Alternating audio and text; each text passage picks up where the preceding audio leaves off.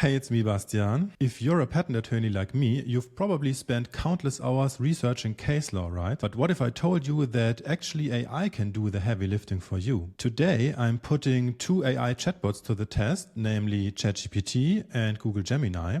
And let's find out which one is the best case law researcher, without hallucinating cases that don't exist, of course. Let's find out. Before we dive into the demos, a quick note on model selection.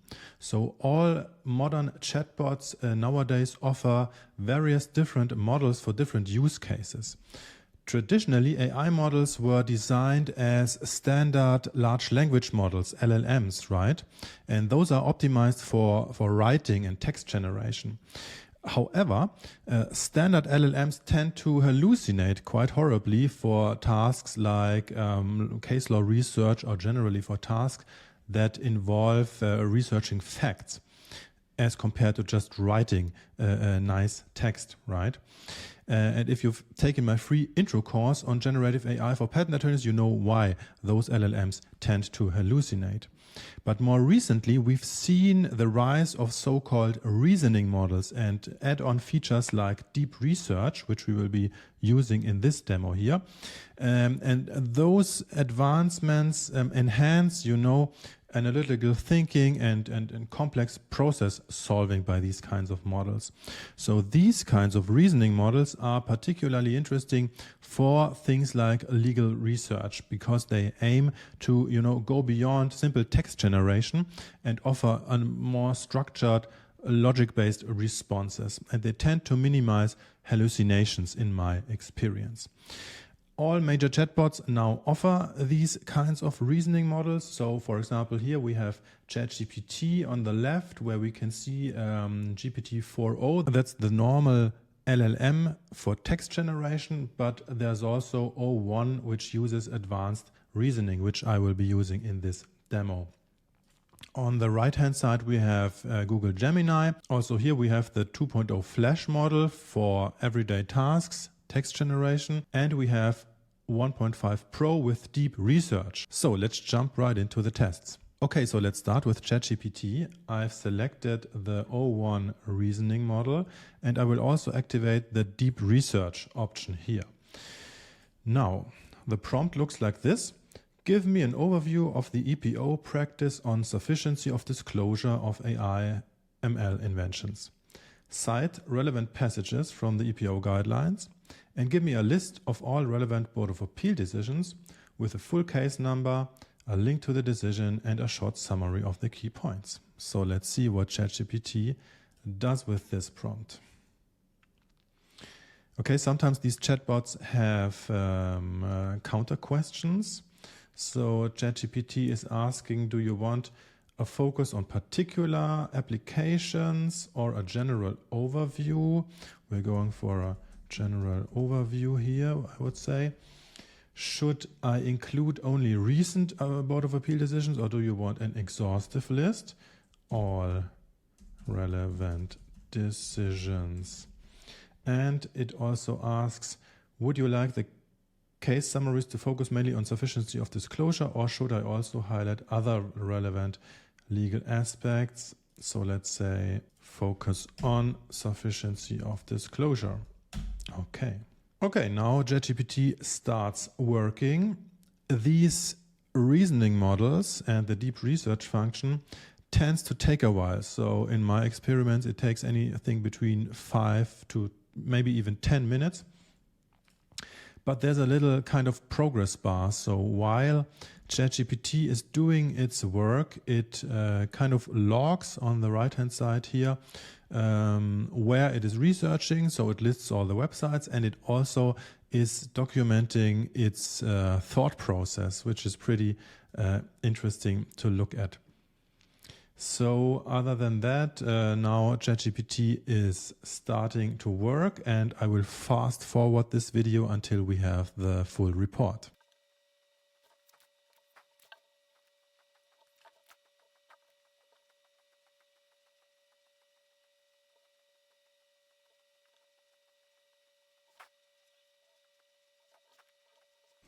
Okay, 4 minutes later, and we have ChatGPT's final report. So let's have a look.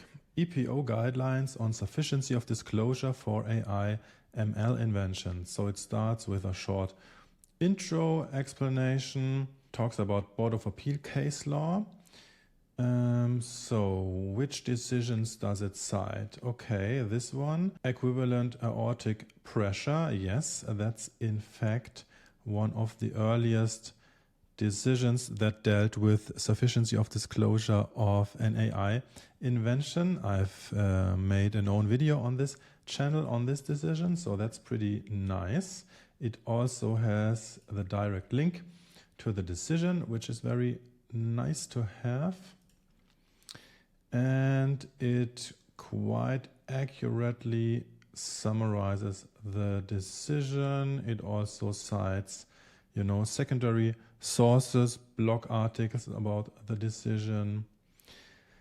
What else do we have? The decision neuroplasticity, also a good hit, also with a direct link here.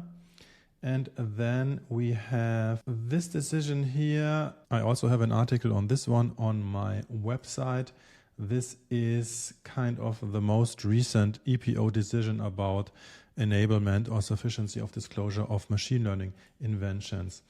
Here it seems that ChatGPT did not include the direct link, but only secondary resources from blogs.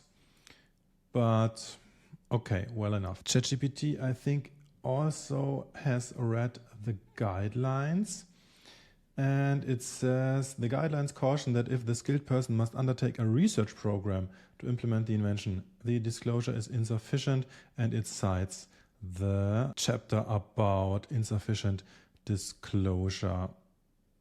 Okay, that's quite on point. And then it moves on. Recent updates to the guidelines further clarify what needs to be disclosed for artificial intelligence and machine learning inventions. And it cites the section on AI and machine learning, which is pretty much on point.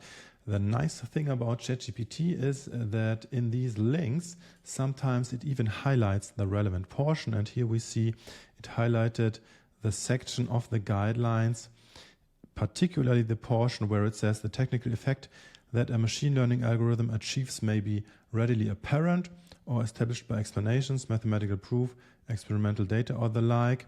While mere allegations are not enough, comprehensive proof is not required either. So this is exactly the section in the guidelines where the EPO guidelines specifically address the sufficiency and the standard of proof required for machine learning inventions. So pretty good job. So overall, I would say ChatGPT did a pretty amazing job here. Next up is Google Gemini.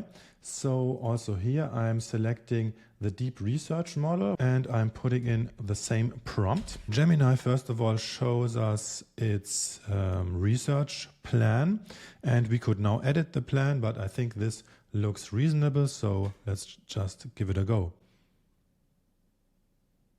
Also here you can get a glimpse into kind of the progress of the research, right? So we can see that Gemini is now, first of all, researching websites. And now, since this will also take a while, I will fast forward to the finished result.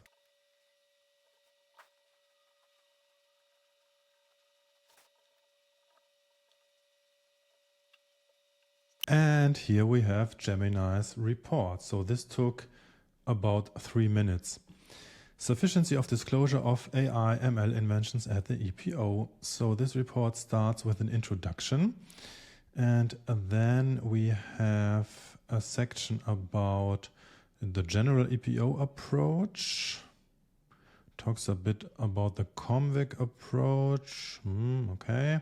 So then it turns to the EPO guidelines, and it says that the EPO guidelines for examination provide guidance on the requirements for sufficiency of disclosure, and it is citing a second order source, an article by a law firm here. Then it goes on to address the guidelines more specifically, and here it's turning to the section about AI and machine learning, which is again unfortunately not linked here directly, but it's also again a blog article, and then it turns to relevant Board of Appeal decisions. It has built a nice table here, so let's look what's in there. We have, first of all, the decision about determining cardiac output. Yes, that's great, although the link here is unfortunately not to the decision directly, but to a blog article about this decision. What else do we have? We have here, this time, it included the direct link to the neuroplasticity decision. Okay. We have this one here, plasma torch. I'm not aware of this decision in the context of machine learning inventions. So let's see what Gemini has to say about this decision. Interestingly, the decision number is actually 1539 of 21, and Gemini did a mistake here because it's citing 20 at the end. The invention related to a method of monitoring the performance of an application system.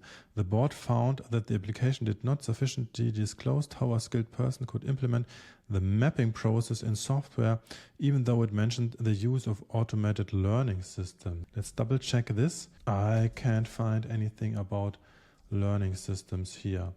So this could be kind of a hallucination here, I guess.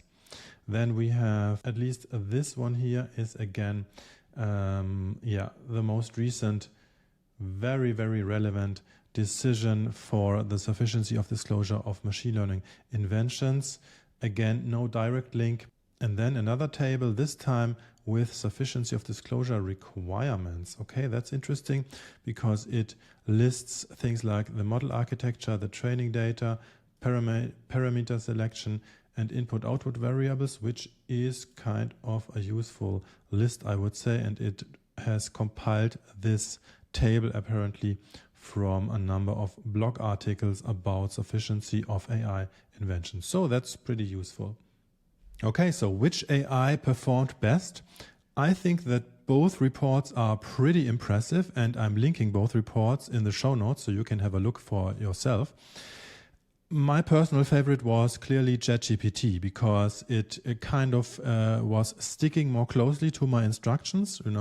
It included direct links to the decisions directly, which I think is crucial in order so that I can directly and easily confirm what ChatGPT was researching here. Google Gemini kind of relied more on second-order sources like blog articles. And I think, at least in my first review here, Google Gemini also included some decisions which are not directly related to the topic we were asking for. The list of decisions researched by ChatGPT was much more on point. Okay, if you found this comparison useful and if you want more insights on AI for patent professionals, number one, you can sign up for my mailing list, and number two, I'm inviting you to take one of my courses. The links are in the show note. That's it for today. Thanks and bye-bye.